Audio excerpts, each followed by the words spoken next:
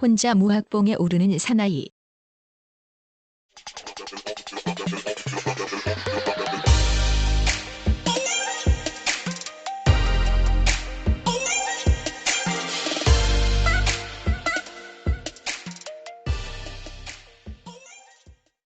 그저께는 보현산, 어제는 아미산을 탄 그 남자는 겨울 산행의 재미를 느껴 오늘도 산에 가고 싶은 충동이 일었습니다. 일행과 함께 가겠다는 약속이 없고 또 굳이 그렇게 하지 않고 혼자 산행을 하고 싶은 생각에 그 남자는 집을 나섰습니다. 산은 집마당에서 골목길까지 얼음이 얼어 빙판입니다. 그것은 며칠 전에 한 동네 사는 사람이 와서 그의 집과 뒷집 수도가 언 것을 말하고 방비책으로 수돗물을 틀어놓으라고 했습니다. 그 말을 들은 그 남자는 만약을 위해 그렇게 하는 것도 나쁘진 않다는 생각에 며칠 일 나가면서 수돗물을 졸졸 흐르게 해두었습니다. 어느 날 밤에 밤나들이 나갔다 돌아오면서 그 남자는 마당에 들어서는 길이 언 것을 보며 하수구가 막혔나 생각하며 대수롭지 않게 여겼습니다. 마른 잡초가 말라 비틀어진 밭둑에 바짝 붙어 그 남자는 조심스럽게 빙판을 피해 다녔습니다. 오늘 아침 혼자 등산한다는 즐거운 생각에 그 남자는 빙판을 피해 차가 있는 곳으로 가다가 앞불싸 소리와 함께 한쪽 끈을 어깨에 맨 배낭을 뒤뚱하는 순간 균형을 잡으려다 외려 쿵 하고 넘어졌습니다. 왼쪽 무릎과 손바닥에 충격을 받았습니다. 두꺼운 방한복 바지에 2개의 구멍이 뚫리고 까진 무릎팍에서 피가 흐르며 손바닥은 살갗이 터지진 않았어도 벌겋습니다. 쓴웃음을 지으며 그 남자는 해발 1000m가 넘는 보현산도 그 반 이상 되는 험한 아미산도 거뜬하게 탄 내가 이 꼴이 뭐람 중얼거리며 사방을 두리번거렸습니다. 동네 사람들이 보고 비웃을까 창피하다는 생각이 들었기 때문입니다. 정작 하얗게 언 빙판은 요리조리 피하고 땅바닥에 투명하게 언 얇은 얼음에 방심을 한 결과입니다. 그 남자의 개가 차문을 여는 순간 어디에서 갑자기 나타나 먼저 뛰어오릅니다. 그 남자는 자기의 실수로 당한 화를 동물가족에게 화풀이했습니다. 얀마, 어디 갔다 오는겨? 그 남자의 동물가족은 듣기 싫다는 듯이 또는 괜한 화풀이 받을 필요가 없다는 듯이 못 들은 척하고 조수석 유리창을 물끄러미 봅니다. 그 남자는 그의 동물가족과 함께 산에 오릅니다. 그저께 탄 낙엽에 무릎까지 빠진 보현산과 다르고 수직으로 깎아지른 암벽으로 된 어제 기어오른 아미산과 다른 산자락으로 오릅니다. 그 남자가 지금 걷는 길은 등산로가 아닙니다. 왜냐하면 이 길에 등산하는 사람이 없기 때문이므로 그저 산길입니다. 한 사람이 겨우 다닐 수 있는 산길은 눈을 치워 반지르르 하고 경사가 심합니다. 몇십 미터 오르지 않아 그 남자는 걸음을 멈추었습니다. 가쁜 숨을 고르며 그 남자는 거참 낮은 산이 더 힘드네 생각했습니다. 아마 그것은 혼자 산에 오르기 때문에 그런 생각이 든 것인지 모릅니다. 그 남자의 동물가족은 며칠 만에 하는 나들이에 신이 나서 4발을 가졌음에도 불구하고 날짐승처럼 펄펄 잔등으로 날아오릅니다. 그의 동물가족을 보며 그 남자는 참 부러운 동물이란 생각을 합니다. 저럴 수밖에. 발을 2개 더 가졌으니 저 정도 못하면 개도 아니지. 그 남자는 빈정거리며 잔등을 향해 오릅니다. 아침 햇살에 비친 쌀랑눈이 나비처럼 나풀거립니다. 이런저런 생각을 하는 사이 그 남자는 드디어 정상에 올랐습니다. 그 남자가 우뚝 선 이 산은 무학봉입니다. 혼자 무학봉에 올라 그 남자는 이곳이 보현산보다 아미산보다 더 높고 험하다는 이상한 생각을 하며 초소 안에 들어갑니다. 며칠 만에 찾은 이곳이 갑자기 낯설기만 합니다. 정리하지 않은 잡다한 사물이 모두 그의 것인데도 다른 사람의 공간 같습니다. 어떤 때는 넓은 궁전 같던 공간에 대한 정확한 인식으로 인해 갇힌 기분마저 듭니다. 그 남자의 일터입니다. 일터이기에 아마 10여 분밖에 걸리지 않는 산행이 더 높고 험한 산을 탈 때보다 힘들었는지 모릅니다.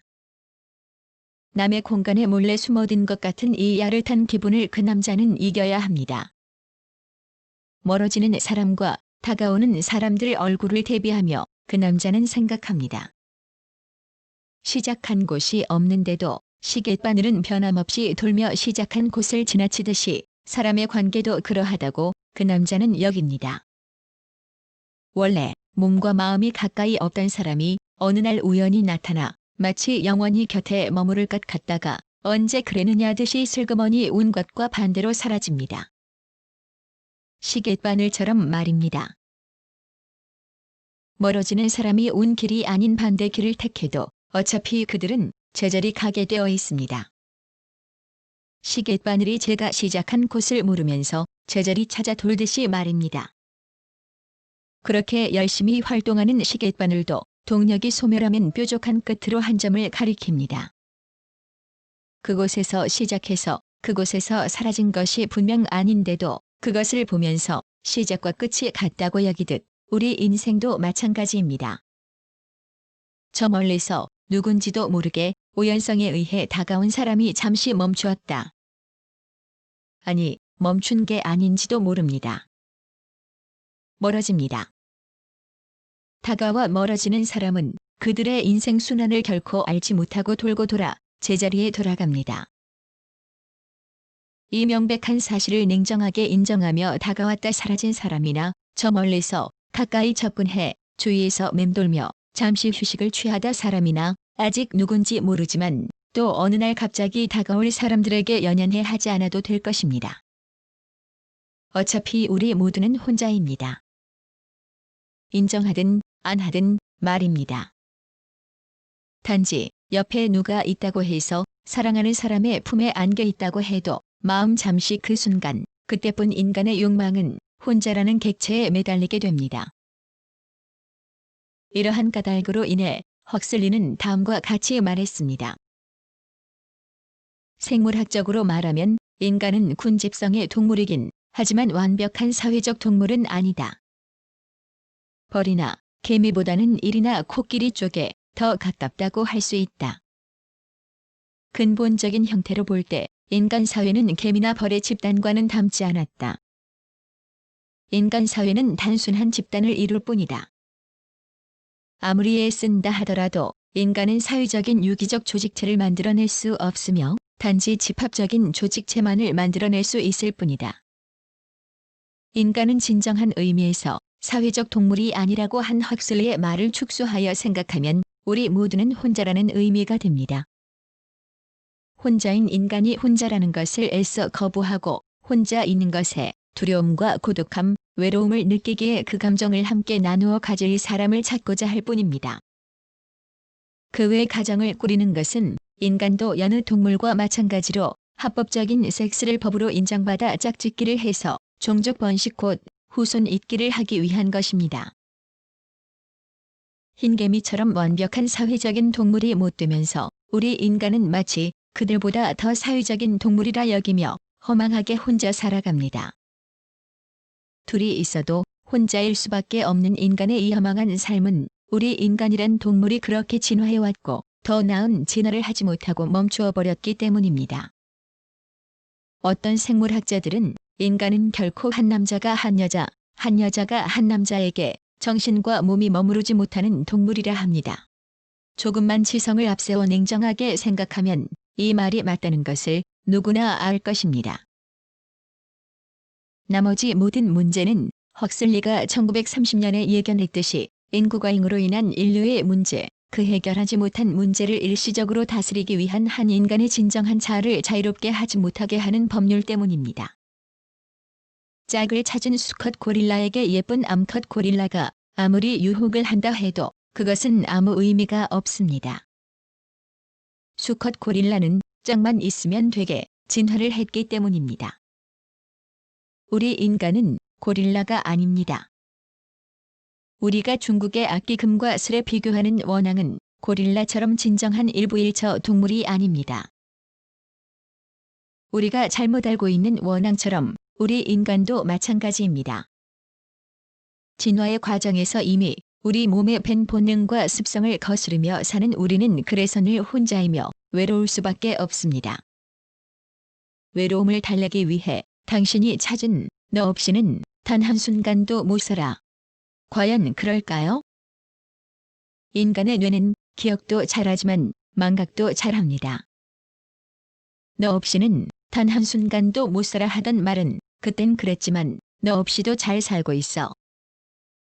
변하게 마련입니다. 그것이 부모건, 자식이건, 연인이건, 친구건, 그 누구건 인간은 금방 망각합니다.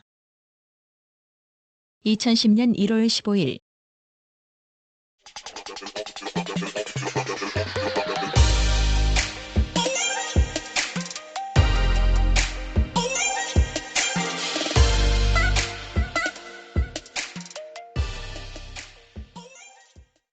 글, 모든 것으로부터 자유인 무학. 낭독, 글 읽어주는 고지혜. 들어주셔서 고맙습니다.